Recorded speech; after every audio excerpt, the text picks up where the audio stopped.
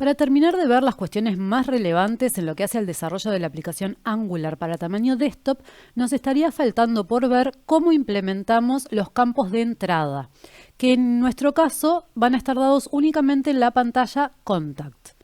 Allí podemos ver que hay primero un combo box para que el usuario seleccione entre una serie de opciones el tema de su consulta. La descripción que vemos fuera del combo será la etiqueta de la variable. Y vemos que dentro del combo aparece un mensaje de sugerencia. Cuando el usuario presione allí o en la flechita, las opciones se expandirán para que seleccione una. Luego hay 4 campos de tipo Edit, donde el usuario podrá ingresar datos personales. Estos campos no tienen etiqueta descriptiva, porque a través del mensaje de invitación a escribir, que aparece dentro cuando no se ha ingresado allí ningún valor, ya queda claro de qué se trata. Cuando el usuario comience a digitar dentro de esos campos, el mensaje de invitación desaparecerá. Reaparecerá solo si el usuario vacía el campo. Si recordamos la etapa de preparación, habíamos ingresado 2 clases tipográficas para estos textos. Una a la que le habíamos llamado Form Text para los textos de las etiquetas y otra a la que le habíamos llamado Form Text Placeholder para los textos internos, justamente estos de invitación. Vean que creé un DCO Contact para dar estilo al panel del mismo nombre y lo agregué al DCO raíz, Travel Agency. Me voy a copiar estas clases para nuestro DCO. Si solo tendré campos de entrada en este panel, entonces podría dejarlas solo aquí y borrarlas del DCO base.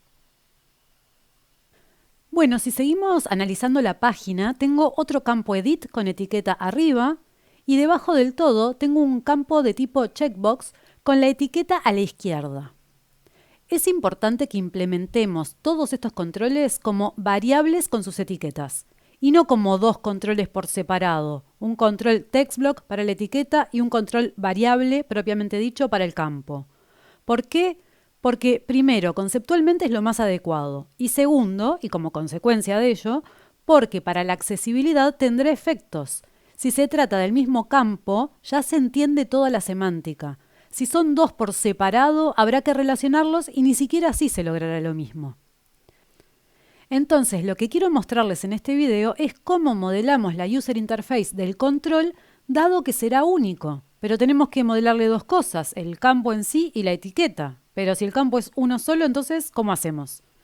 Se los voy a mostrar en detalle para el primer caso y el resto podrán deducirlo ustedes solos. Les voy a dejar de todos modos un XPZ con parte de la solución para que ustedes la completen. Primero veamos que claramente todos los campos irán en una tabla para conseguir la alineación. Aquí yo ya creé las variables que serán de entrada y las inserté en las tablas que vemos. Nada de esto requiere conocimientos nuevos, es lo que hemos venido haciendo, así que no vamos a perder tiempo viéndolo otra vez más. Vamos a dedicarnos ahora a la primera variable. Una vez que la inserté, vean que le coloqué de label caption el texto que tomé de la propiedad en Figma. Por defecto, las variables en los paneles son de entrada y por ello la propiedad readOnly está en false. Vean que le cambié el valor por defecto a la propiedad label position para que coloque la etiqueta arriba del campo y no a la izquierda, como es el valor default. Además, configuré la propiedad invite message para que este sea el texto que aparezca dentro del campo cuando está vacío. Y por último, vean que la forma de hacer que la variable, en lugar de ser de tipo edit, que es el valor por defecto, es el de estas de abajo, por ejemplo. Bueno, que en vez de ser entonces decía de tipo edit sea combo box, es a través de la propiedad control type. Cuando se elige este valor, combo box, aparece la propiedad values para poder justamente proporcionar las opciones. Es decir, los nombres que verá el usuario en la pantalla para cada opción y el valor que internamente quedará almacenado en la variable cuando se seleccione la opción correspondiente. Podríamos agregar un ítem que corresponda al valor vacío o no seleccionado y a través de esta propiedad le asignamos un texto, que por defecto es el que está codificado en esta constante y que es none. Lo vamos a ver ahora en ejecución. Podríamos colocar aquí el texto que deseemos para el valor vacío, si no nos sirve ese que nos presenta por defecto GeneXus, que como la variable es de tipo varchar, corresponderá al valor cadena vacía. Podríamos haber elegido que la variable fuera de valor numérico, por ejemplo, porque igual lo que va a mostrar en la pantalla son los nombres de las opciones, no los valores. El usuario jamás va a ver el valor real. Pero elegí que fuera de tipo varchar porque por si más adelante quiero que no sea más un combo, sino que sea un campo de edit. Observen también que por defecto la propiedad Accessible Name Custom tomó el valor de la propiedad Label Caption. Podríamos ejecutar ahora, que todavía no le asigné clases a los controles, para poder apreciar bien después la diferencia. Aquí vemos la etiqueta y vemos el mensaje de invitación y también vemos los nombres de las opciones y este none que les decía. Sabemos que la clase para la tipografía de la etiqueta era la que habíamos llamado FormText y la del campo en sí, que será la de las opciones del combo, la que habíamos llamado FormTextPlaceholder. Luego veremos la del InviteMessage. Entonces, a nuestro control le asociamos esta segunda clase. Pero esta es únicamente la tipográfica, no la del control combo en sí mismo. Y todavía no hicimos nada en lo relativo a la etiqueta. En Figma vemos estas propiedades, radius y border. Si pedimos el código CSS, tendremos que llevar a GeneXus estas dos propiedades. Este es el color de nuestro token Gray 200. Así que voy a crear una clase para modelar la parte del combo box propiamente dicha. Le llamaré FormComboBox y aquí copio las dos propiedades y sustituyo aquí por el token de color. Y por supuesto se la asigno al control ComboBox.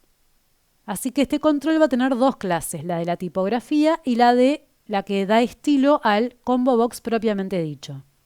Podríamos incluir las dos en una o mantenerlas separadas si, por ejemplo, fuera a utilizar solo la tipografía en otro control. Para indicar el color del InviteMessage tenemos una propiedad GeneXus. Vamos a buscarla filtrando por las propiedades para controles de tipo Attribute, que es el mismo tipo que el de las variables. Filtremos mejor por gxIn y allí la vemos. Si elegimos desde aquí un color, ya lo agrega.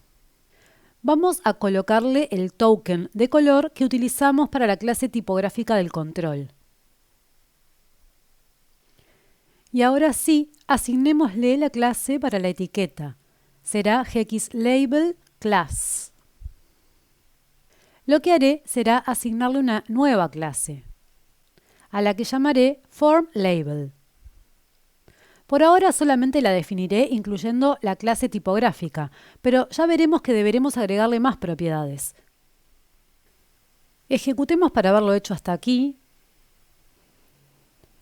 Empieza a tomar forma, pero observemos el texto del combo. Está pegado al borde izquierdo y el alto del campo también luce mayor al de Figma. Si inspeccionamos, vemos que tiene de alto 84 píxeles. Pero si vamos a Figma, el alto debería ser de 60. Y además vemos que el texto debería ser de 29, con un padding de arriba de 16 y de abajo de 15, de la izquierda de 38 y de la derecha de 25. Entonces a la clase deberíamos agregarle estas propiedades. Padding block, es decir, el padding en la dirección vertical de 16 píxeles. El padding de abajo era de 15, pero dejemos los dos iguales de 16. Y padding inline, es decir, en la dirección horizontal, de 38 píxeles del principio y 24 del fin. Y especifiquemos el height de 60 píxeles. Bien. Ahora, ¿qué pasa con la etiqueta? Si la inspecciono, Veo que tiene 40 de alto, que veremos que es el valor de line height de la tipografía, sin márgenes ni paddings. Vean qué pasa si por ejemplo le coloco a este elemento, es solo para probar rápido, un margin block end de 49. Allí vemos los 49 del margen y los 40 de alto. Y si le agregamos un margin inline start de 16. Coincide exactamente con lo que vemos en Figma. Entonces, a la clase de la etiqueta le agregamos las dos propiedades.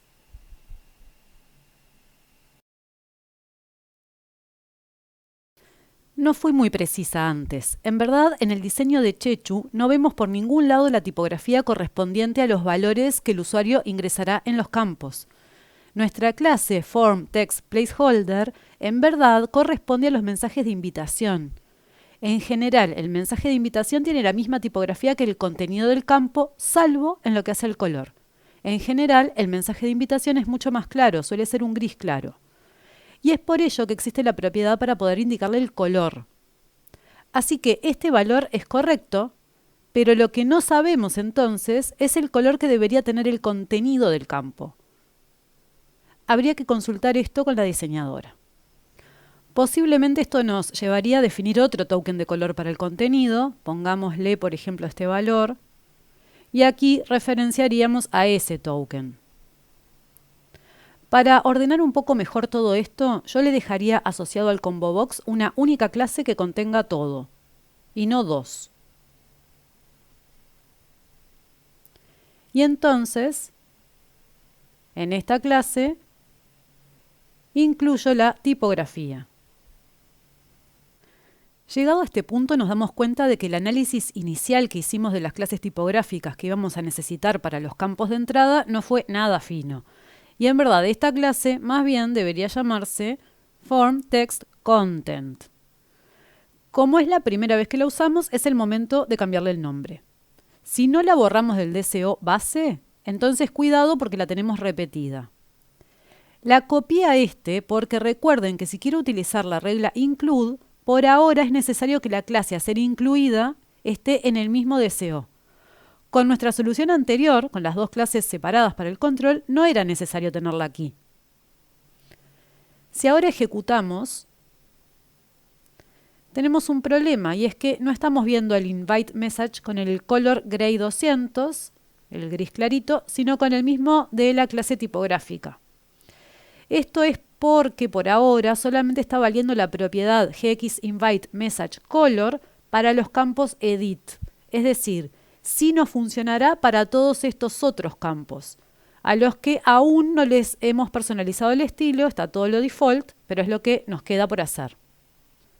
Para implementar la línea de separación que vemos en Figma de 2 píxeles y este color, es que coloqué esta tabla de 2 divs de alto a la que voy a asignarle esta clase, Content Separator, donde al background color le daré este valor. Ahora habría que seguir haciendo lo que hicimos para este campo combo box para los demás. Se los dejaré como tareas para ustedes. Vean que estos son campos de tipo edit, sin label y con invite message. Para los controles de tipo edit se pueden definir una serie de cosas. Por ejemplo, la posibilidad de sugerir a medida que el usuario va digitando. Busquen en el wiki de GeneXus e investiguen todas las opciones.